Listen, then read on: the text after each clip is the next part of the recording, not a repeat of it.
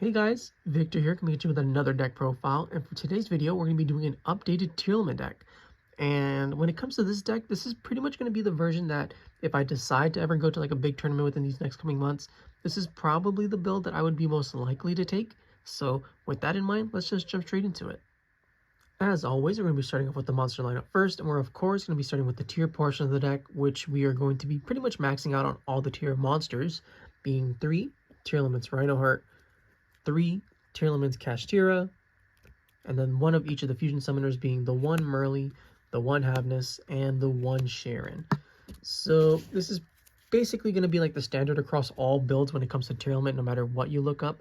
The only slight differences would be if some people were playing like 2 Reinoheart over 3 Reinoheart, but whenever it comes to like pure Tearlament, I definitely feel 3 is the way to go, just because it opens up so many different avenues, right? You're able to send your tier cache to mill 2, you send your fusion summoners to open up the extra deck, whatever. It's basically the premier starter for this deck, even if we don't have access to Kick Colosse anymore. And even so, that's why I literally want to main deck 3, just because it really is that good at helping you accomplish your goals. And then for cards to help support our Tearlament engine, we're going to be playing 2 Kashtira Fenrir. In addition to just being like a fantastic body on its own, it's able to search out your Tearlaments Kashtira, which, you know, it's pretty good, right? So you get a free 2400 body that you can, if you want, link away with it, or depending on like the build, you can exceed, synchro, whatever with it. Now for our deck, we're just basically at most going to be either leaving it on the field or linking off with it. But even so, just the threatening aura, I guess, that Kashtira Fenrir provides for you, just because it is going to be a nuisance no matter what deck your opponent is playing, as banishing a face down card is it's pretty impactful for most decks. And then not only that, being able to just continually search your deck out for consistency pieces in the form of tier cache, which is already mentioned, to be able to mill 3 cards during your turn and your opponent's turn. Yeah, this card is just phenomenal. And then for the other we're playing 2 Beastking of the Swamp. So it's a water monster, which means that it allows us to go into Bahamut Toad plays a lot more easily. But the main purpose of Beastking of the Swamp is so that we can make Tearlaments real close, because without Appaloosa, this deck does somewhat like succumb to nib at certain points. So just having that Rucolos for like that extra bit of insurance is pretty valuable in my opinion. And then that's it for the like really dedicated tier portion of the deck. Then we are going to be playing the Fiendsmith engine in this version, because I said this would be like the most competitive build that, or the closest to a competitive build that I would take. And as a result, we're playing 2 Fiendsmith engravers. You don't need the third one. 2 is perfectly fine, especially with the recent banning of Lacrima. We're literally only using this card to provide ourselves with free rank 6 plays, whether it's Pilgrim Reaper to be able to mill 5 or Wave Hiking Ceasar to basically fulfill that Rucolos role. It doesn't matter. This card has one purpose and one purpose only, and that's to make rank 6s. And that's basically why we only play 2. And even like, it's not like the end of the world if you don't draw it, right? Because Moon of the Closed Heaven does exist in the TCG, so you're pretty much going to have access to this card whenever you want. So you know, 2 perfectly fine. If you really want, you could just play 1, but then cards such as like Fiendsmith tract become a little bit more ineffective. So I'd rather just be safe and play the second copy. And then for the other card to complement the Fiendsmith engine, we're just playing the 1 fabled lurrie. This is typically going to be your main target off of Fiendsmith tract. You know, just add it, discard it, and then you have full Fiendsmith combo. I thought about adding Lacrima to the deck, but ultimately I just decided to cut it, as like I said earlier, this deck's purpose when it comes to the Fiendsmith engine is just to make rank 6s. We don't care about making sequence, we don't care about making Desiree. Those cards just take up a little bit too many extra deck slots that I'm comfortable with. So, and then not only that, but you literally get the same results just by summoning out sequence off of your Requiems and whatnot.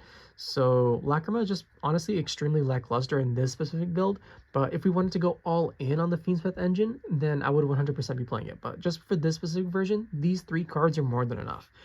Then for other monsters that we're playing, against my better judgment, I opted to put back some danger monsters. So we're playing the 1 danger Nessie and the 1 danger Mothman. These are basically just there so that we have a couple more targets in our graveyard to be able to fusion summon with. Now originally and most frequently, you typically see these be like Bestials, right? So I'd usually just play like the 1 Magnamut with the 1 Druid Worm in the main deck. And those would still be pretty solid choices because they're level 6 darks. So you can exceed with them, you can fusion summon them with that, whatever. But I kind of really wanted the flexibility with Danger Nessie specifically because it is a dark aqua monster. So you can use this card as fodder to either make your Garura Wings of Resonant Life or your Kaleidoheart. And it really is like a case-by-case basis, but that's basically like the main reason why I decided to add them back in. If it wasn't for that, I'd probably still be playing the bishops over them, but that's more of like a personal choice as of right now.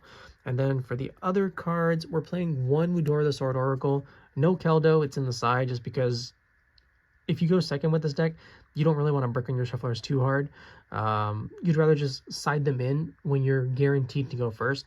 But even so, one Mudora is typically fine. The game's usually over if you're able to get like all these cards into the graveyard anyways. So yeah, it's fine.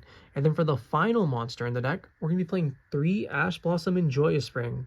I've said it before and I'll say it again, in every single deck profile, well, not every single one, but almost every single one, you're going to be seeing Ash Blossom every single time, just because we need this card to stop Fuelos, just because we literally cannot play through this card, as unlike in like Master Duel, for example, right? We don't have access to Tearlaments Kit Close, so we can't just go normal Rhino Fusion for Kit, then pass turn with the set Sulliek. We need to rely on cards like Ash Blossom to be able to stop those cards, otherwise we're just not going to be able to play, and more often than not, we're probably just going to get OTK'd as a result. So yeah, 3 Ash Blossom, and that's it for the monster lineup, and now we can finally move on to the spell and trap portion. For the spell and trap lineup, there are a couple of pretty major changes that I've made compared to like the previous builds, but for the most part, it's basically still the same. So as a result, we're still going to be playing 3 Primeval Planet Perlereino. Literally does everything for the deck right. It searches out any tier monster, it boosts your tiers and fusions by 500, and then when a tier monster gets shuffled back to the deck, it pops a card. You have your 3 Tearlaments Scream, which is fantastic to open whether you're going first or second, especially if you're able to pair it with like your Reinoheart, right?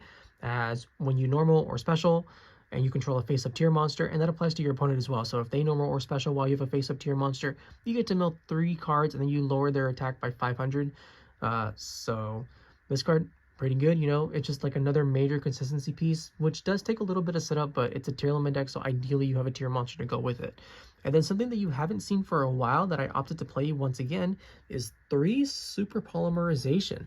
So I've been looking at the format recently, and a lot of the decks honestly just kind of fold to this card, just because with the ban of Appaloosa, that means that a lot of decks are going to be having like the same types of attributes on the field, and as a result, their boards become a lot more weaker to super polymerization, especially the current Snake Eyes Fiendsmith, not Fiendsmith, Fire King Snake Eyes Azamina deck, as that deck ends on like a lot of fire monsters. So as a result, you can super poly them, and then you can just make like a mudragon of the swamp, for example. And just that little play right there is honestly just pretty impactful, because you get rid of 2 monsters. By summoning the mudragon, you just make it like a fire monster, and then they can't activate their Promethean Princess in the graveyard. And you know, from there you can pretty much just like, you're free to combo off for the most part. And there's just like a lot of really singular like mono type decks that this card just completely punishes. So I'm honestly a really big fan of super polymerization in the current meta. I don't know how effective it'll be in the future, just because I feel like decks like Ryziel, for example, while they do have a lot of monsters with similar attributes, they can like just play around this pretty easily once like their field is established, I think, as the monsters that they end on can't be super polyed. I could be wrong. I'm not like the most well versed in that deck. But when it comes to something like Malice, for example, where everything is dark, this card is just phenomenal at helping you break their boards. So yeah, 3 super poly, pretty good right now. My opinion might change as the format develops more, but as it stands, I really, really enjoy this card. And then after that, we just have a bunch of 1-of spells. So we have the 1 Foolish Burial, the 1 Foolish Burial Goods, the 1 Tearlaments Grief, the 1 Reinforcement of the Army, the 1 Fiendsmith Tract, and then lastly the 1 Call by the Grave to help out our Ash Blossom stop Fuelos. And that's it for the spell and trap, or for the spell lineup. And now for the traps, we have 2 Tearlaments Sulliek and the 1 Trivikarma. Nothing too crazy there, pretty standard stuff. Just the biggest drastic change, I guess, would be 3 super polymerization, because that's typically like a forbidden droplet or a triple tactics talent.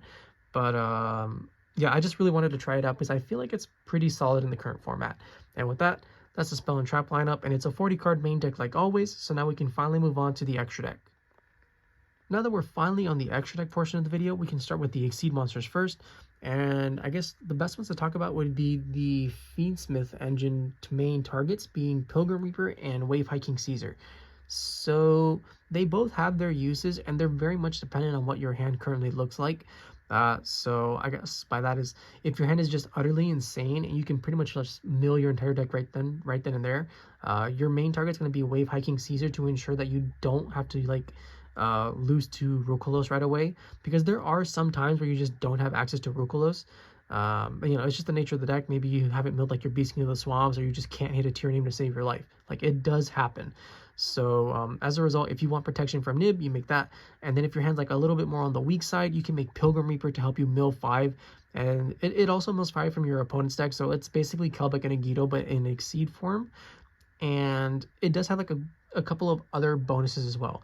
The main one being that it's a dark monster, so after you use its effect, you're able to link it off and then use it as like fusion material to make cards like Mudragon a lot more easily, right? And then in turn opens up like, so you get your mill 5, and then you have like a potential to make a Bahamut Toad play a lot more easily. So they both have their uses, but like I said, if you have a weak hand, you go for Pilgrim. If you have a strong hand, you go for High King Caesar. And I guess that's it for the rank 6s. And then for the other Exceed monsters, we're going to be playing the 1-time Thief Redoer. I still really enjoy this card just because it does allow you to fix those weirdish hands where you have like a Scheiren on board and another level 4 monster, and you haven't like fusion summon with Scheiren yet, right? You just overlay into Time Thief Redoer, and then you detach it, and then you get to fusion summon, and you can do that during your turn and your opponent's turn.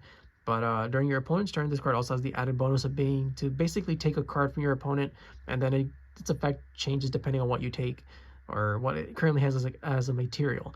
If it's a spell, you get to draw a card, which I always shotgun immediately. If it's a trap, you get to bounce a face-up card from your opponent's side of the field back to the top of their deck.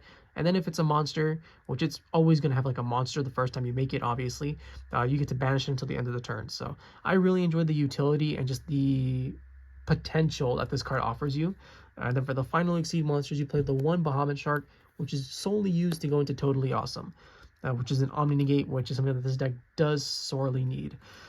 Then that's it for the Exceed monsters. And then for the Link monsters, we just play a couple.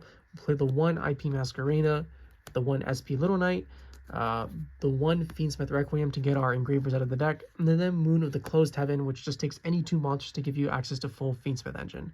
And that's it for the links. Like I said earlier in the video, we don't play Sequence, and as a result, we don't play Desiree just because I don't really want to make the room for them. And since we're not playing Lacrima, we don't really need it. We just want to focus on the rank 6s for the most part. Then for the fusion monsters, we're playing the 1 Necroquip Princess, which you will be making with your engraver engine. You know, you just make Requiem, summon out engraver, equip engraver with Requiem, and then you just summon this immediately after. So it's pretty solid. And then we are playing the super polymerization targets still, and we can finally call those again because we do play them in the main deck. So we have the 1 Mudragon of the Swamp, 1 Guru Wings of Resonant Life, and 1 Predaplant Dragostapelia. The most common, easily made super poly targets, and even without super polymerization, we're still going to be making these pretty frequently. So, you know, they're perfectly fine. And then for the tier fusions, we play the 1 Rukolos to negate special summons, and the 1 Kaleido Heart to foolish and bounce back cards on our opponent's side of the field. And with that, that's the Tearlaments deck. I hope you guys enjoyed it. If you did, please feel free to like, comment, subscribe, and I'll catch you guys next time. See ya!